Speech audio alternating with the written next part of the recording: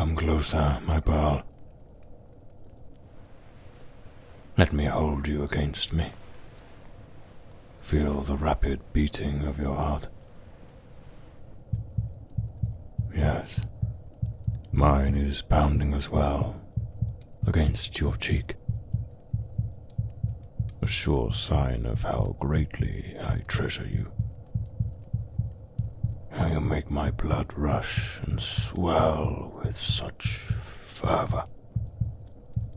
Your body, your honesty, your temperament, they always bring me such joy. Don't worry, my heartbeat will ease down to a slower pace as we rest and recover. You are incredible. I needed to distract my mind after Graven's visit, and you have made a wonderful, perfect, delicious distraction. So docile, but fiery in the same breath. An ideal dichotomy for my pets. Be grateful that I think so. Other masters will not even allow their pets to speak. But I'd never do that to you, my pearl. No, not to my lovely, lovely pet. You're too perfect in how you defy me with your eyes, only to melt in my arms. Few things stoke the fire of my passion than proving a human pet wrong about their own desires. Not a one has been truly dissatisfied with the life of luxury I gave them. Whatever their lips have said, in their hearts, the truth was clear to see. That's the beauty in honesty. It strips away so much unhappiness that would be perpetuated keeping up the lie, the front, the insistence on defiance. Honesty eventually brings contentment for all. You're the first pet who's been so truthful so quickly after meeting me. It's exceedingly refreshing. Usually by this point I'd be lecturing you on how lying only hurts yourself, and encouraging you, well, requiring you, to give up the pointless struggle, and always tell me the truth. But you already let me know your mind quite well. As comfortable as this is, we are both in need of a good wash. That was quite an intense flurry of intimacy, was it not? Yes, the consequences of such pleasure are unfortunate. Do not worry. I'll take good care of you, my pearl. I'll arrange for my herbal bathing pools to be readied for us both. In the meantime, I'll have a servant come in to tidy you up. Don't be so bashful, pet. You belong to me, and I've the right to have you tended to if I wish. Besides, seeing as you've barely been able to move after our entwining, it's not like you can do it for yourself.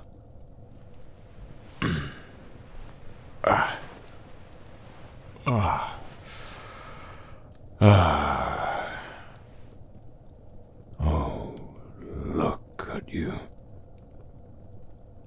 So beautifully dazed. You're still trembling. The thrum of delight is still echoing in your muscles and nerves, isn't it? Yes, it is undeniable, once you've seen it enough times.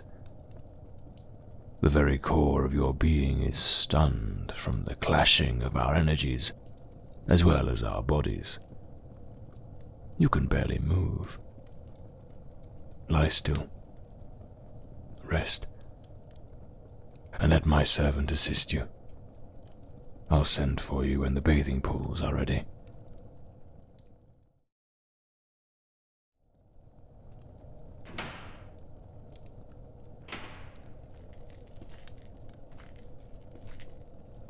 Pardon me, King Ildar sent me. Please, don't struggle to cover yourself. I know you can't move very well right now. Just stay still. I've brought hot water and cloths to wash you down. Believe it or not, dragons are oddly specific about their bathing habits. They always wash off before they soak in the bath, and King Ildar wants you to do the same. It's all right. You don't even have to lift your head. Just stay there, and I'll tend to you. My name is Winter. Would you like to tell me yours? Do not feel obligated to, but you can if you'd like. Let's start here, shall we? It's okay. You can trust me. I'm not going to hurt you. I've done this many times before. Yes, I've been with King Ildar for most of my life. Unlike some dragon masters, he at least holds on to whoever he thinks is valuable, for as long as he can.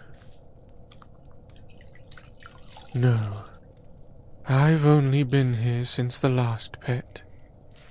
I'm not old enough to have seen the previous ones. Though, there was a year when he had two. That didn't last very long.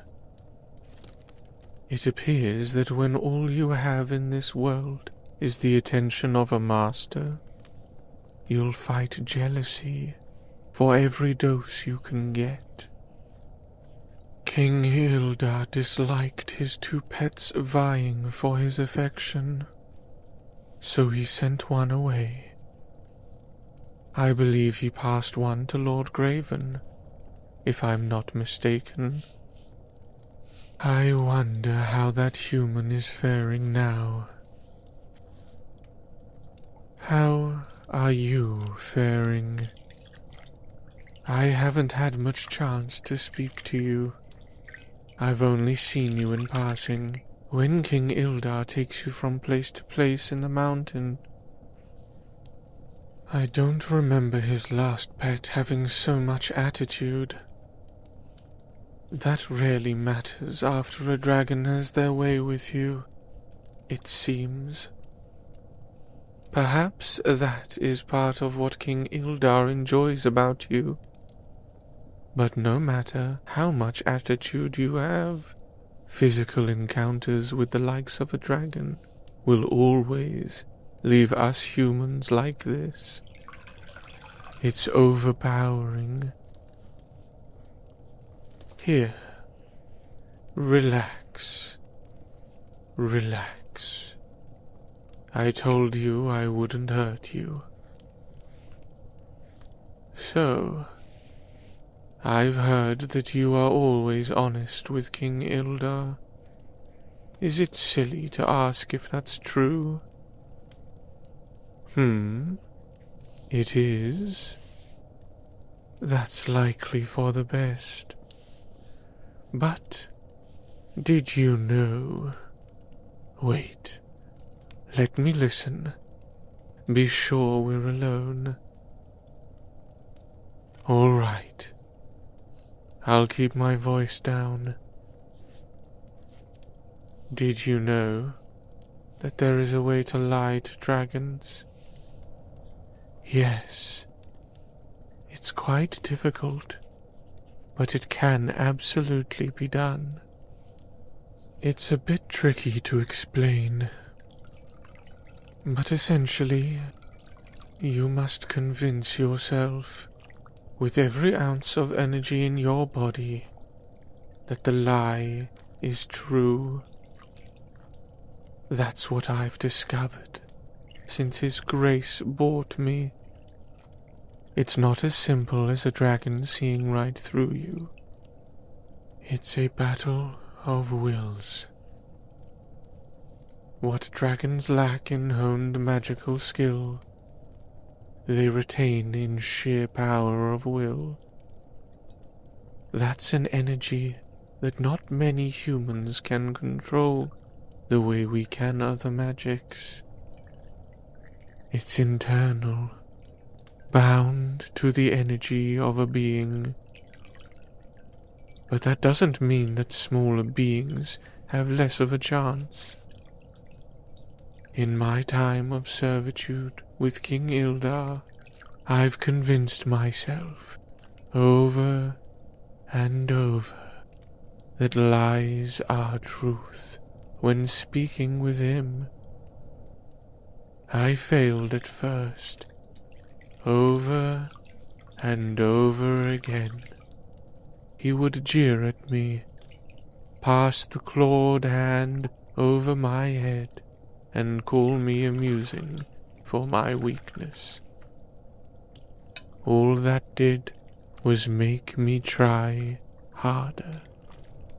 Over time, the jeers turned to nods of approval when he thought I'd been worn down. But all I'd done was fool him into thinking so by believing my own lies. That's a confusing way of putting it, I know. But what I mean is, I focused all my energy and will on thinking, this is true. This is true. To the point where it manifested as such. Any dragon asking me a question will perceive that I am being honest, when really, I've just used my own will to shield myself from theirs.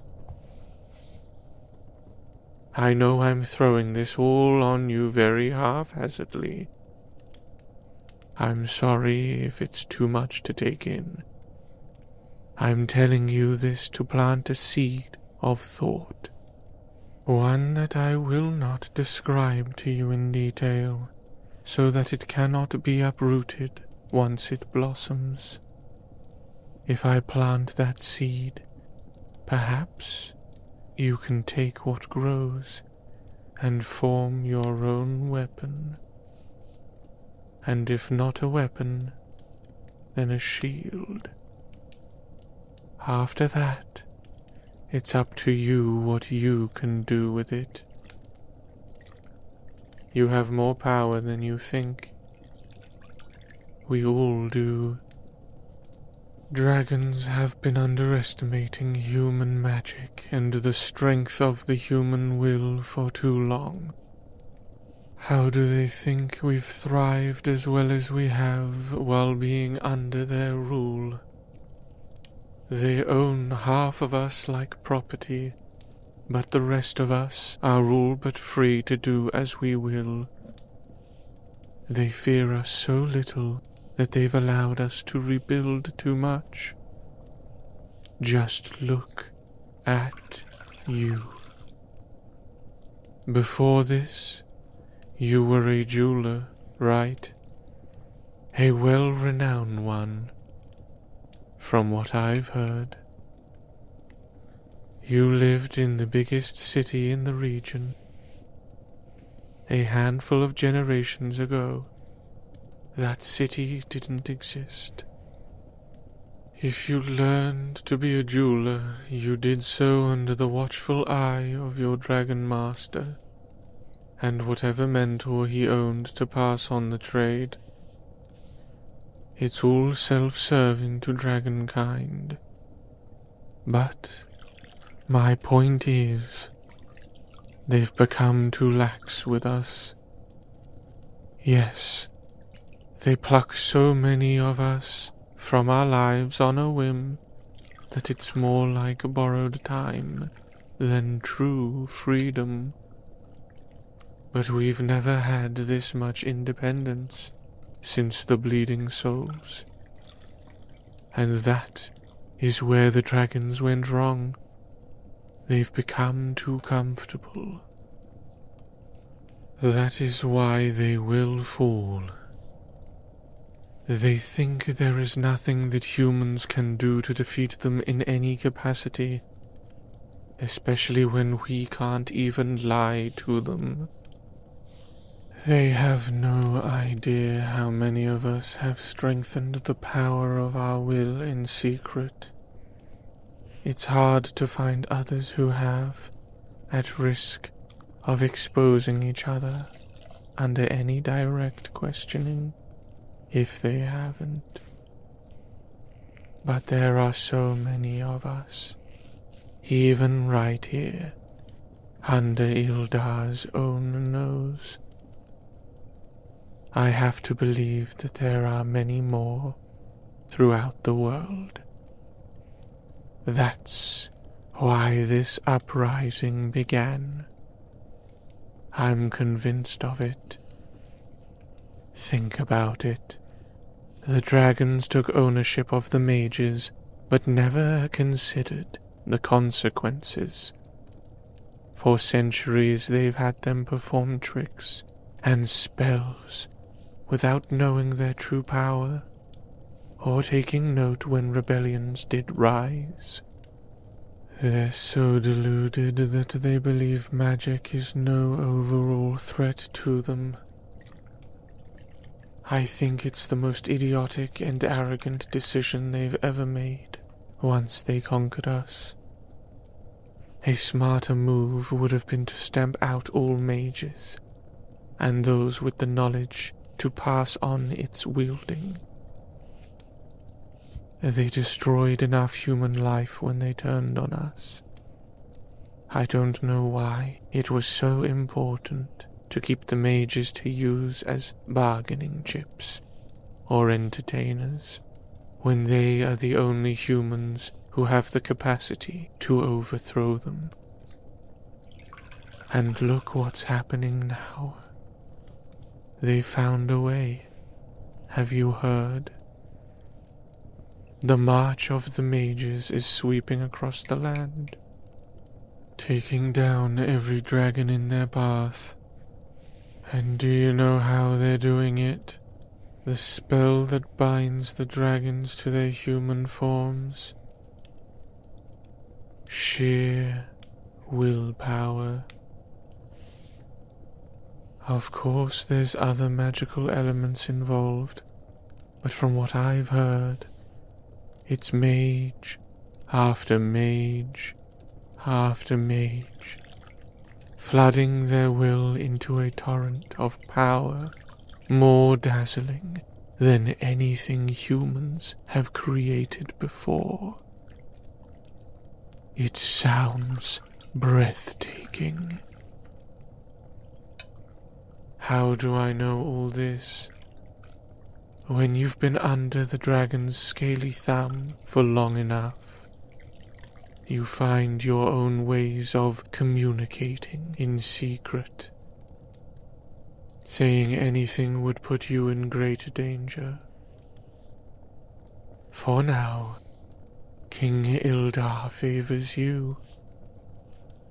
As humiliating as it can be, the role of a dragon's pet can be the most secure if you can weather the dragon itself. You seem to be holding up better than the last one. I dare say your will is strong. Winter? Yes, Tristram. King Ildar is ready for his pet. I'm to take her to the baths. Very well. She's all clean and tidy. Thank you, Winter. Come. His Grace is waiting for you. Steady on. Easy. It's easy. okay. I don't know, Tristram. She can't walk on her own. The least his grace could do is carry his own beloved pet. Careful what you say, Winter. Besides, his grace was not feeling his best while I escorted him to the pools. What? How so? He was unsteady on his own feet, complained of trouble with his vision. That is quite concerning. Yes, it was. But after a few moments in the herbal water, he began to feel himself again. Oh, I see. Quite. It appears whatever afflicted him, the magical healing energies of the mountain's water has counteracted it. That is very good news. Indeed. Very well, there's nothing for it. I'll carry you on my back. Up you come. There we go. That's it. Just sling your arms around Tristram's neck. There. Off you go. Enjoy your herbal bath. It will really help level out your energy again. Let's go. Your master is waiting for you.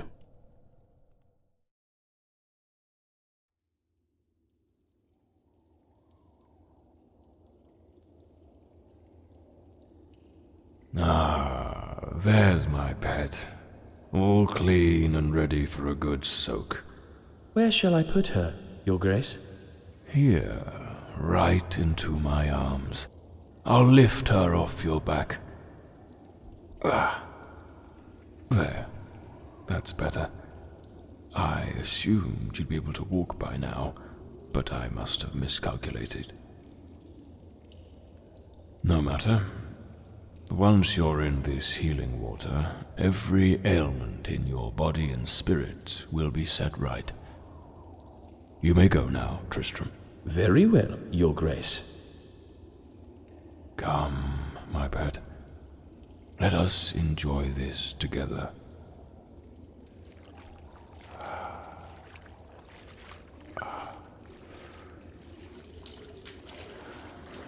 I know how much you love these natural pools on the side of the mountain, with the cool air brushing against your face. Personally, I enjoy the ones deeper under the mountain. Unfortunately, your tender human flesh would be unable to withstand the heat. But I'll gladly soak higher up, if it means I can keep you at my side. Oh, look at those dazed eyes. So blissful, yet unaware. Those cheeks still so flushed. This beautiful body still so heavy and lax against mine. You are so priceless. No, Tristram told you that, did he? Yes. I had an odd spell as I was walking up here. It is nothing for you to worry over, my pearl. Just as your energy was dispersed from our time together, perhaps mine was as well, from the heat of my passion. It was fleeting, just a dizzy spell that did not last. I may be young, but I am not immune to the rare bout of fatigue. Dragon or not, we are physical beings, with moments of weakness. As disgusted as I am by that truth, you know I do not believe in lying.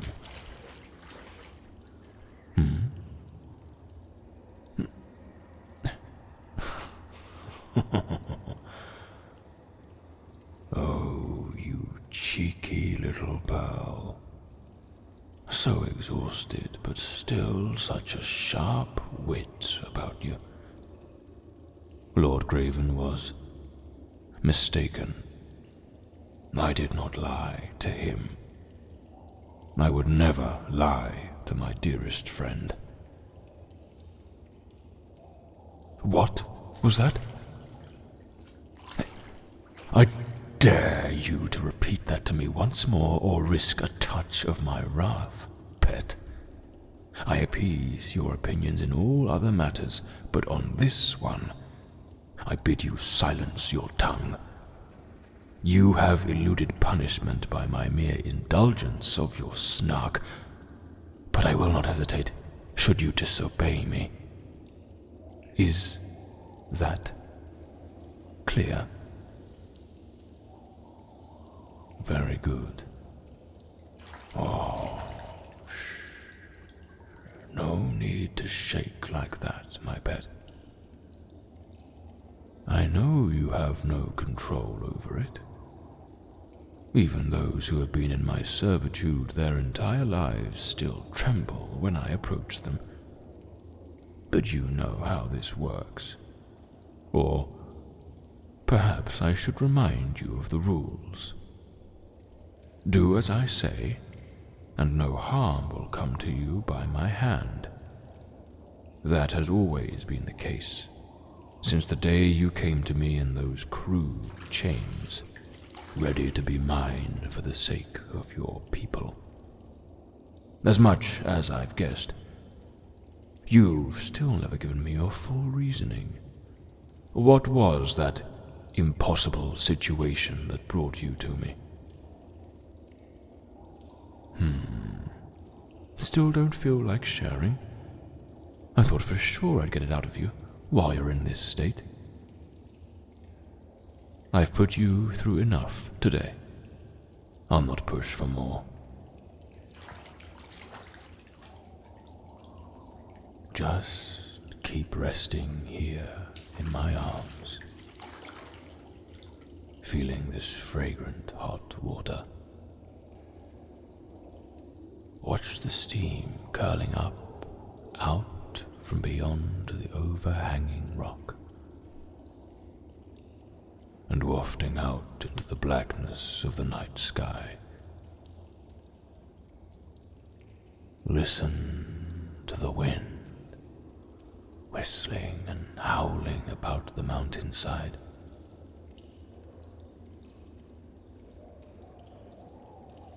The faint trickling and dripping of water. My heart, still thumping steadily in my chest against your ear. Have I not shown you how lovely it is to belong to me? Moments like this can be the entirety of your life with me. If only you behave. I would love to keep spoiling you and treating you to whatever you wish. You deserve it when you never hide the truth from me,